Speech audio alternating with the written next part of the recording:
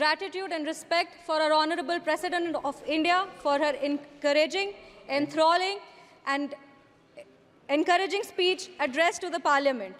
It is with great pride and wholehearted support and appreciation for the vision that she has laid out for us. हम बोलना चाहेंगे speaker महोदय कि हमारे यशस्वी और ओजस्वी प्रधानमंत्री श्री नरेंद्र मोदी जी के नेतृत्व में भारत लगातार विकास की ओर अग्रसर है। स्कूल और विद्यालय में ही बापू के विचारों को पढ़ती आई हूँ और आज ये कहना चाहूँगी कि बापू के विचारों को अगर सत्य निष्ठा से कोई आगे लेकर के जा रहा है तो वो एनडीए की सरकार है। सर, बापू का विचार था कि गरीबों को मुख्य धारा से जोड़ा जाए और एनडीए की सरकार बखूबी ये कर पा रही है। देश में 4 करोड़ से ज़्यादा पीएम आवास योजना की स्वीकृति, 12 करोड़ परिवारों में 55 करोड़ व्यक्तियों को पीएम आरोग्य योजना के तहत स्वास्थ्य बीमा मिला है। 25 करोड़ लोगों को मल्टी डायमेंशनल पॉवर्टी के बाहर लाया गया है सर, और 80 करोड़ आबादी को पीएम गरीब कल्याण अन्न योजना के तहत लाभ लगातार मिल रहा है।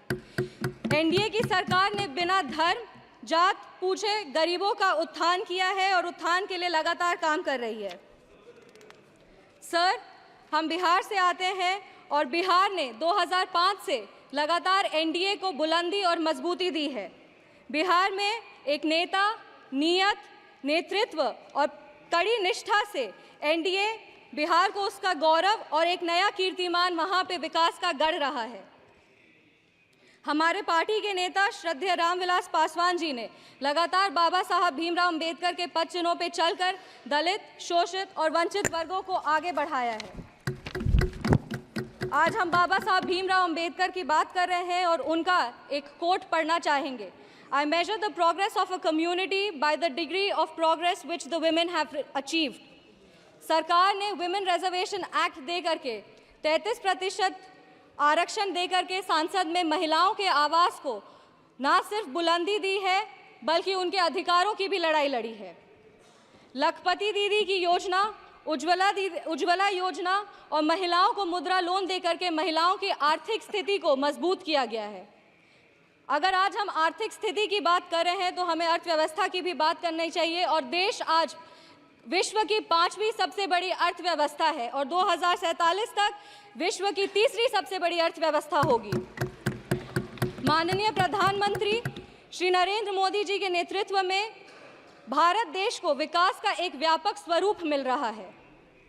किसान सम्मान निधि के तहत किसानों को न्यूनतम राशि मिल रही है जिससे उनकी स्थिति में बढ़ोतरी हो रही है और आत्मनिर्भर भारत का जो ये सोच है उससे भारत विश्व स्तर पर एक अपना पहचान बना रहा है। अगर हम विश्व स्तर की बात करें तो G20 के न्यू दिल्ली डिक्लेरेशन में 100% ग्लोबल कंसेंसस के साथ भारत आज एक विश्व मित्र के रूप में स्थापित हो रहा है।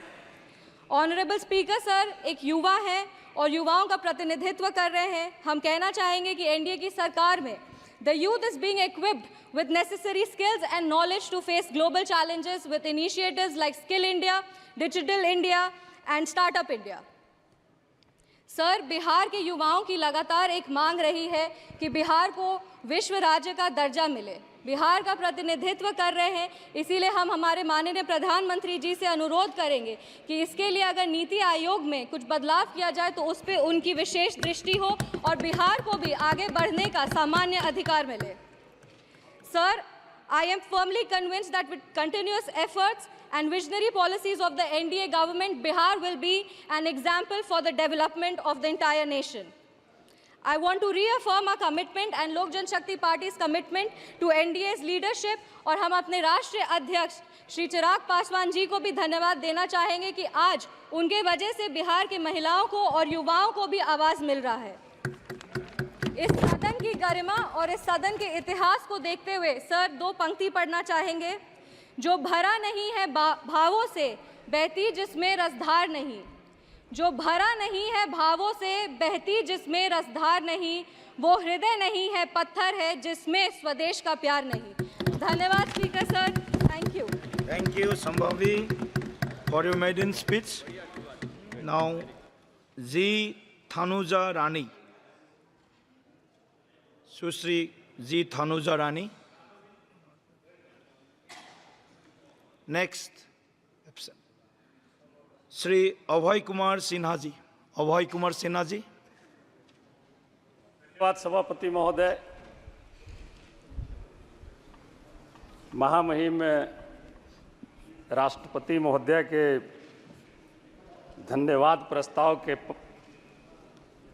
की चर्चा में आपने हमें बोलने का समय दिया।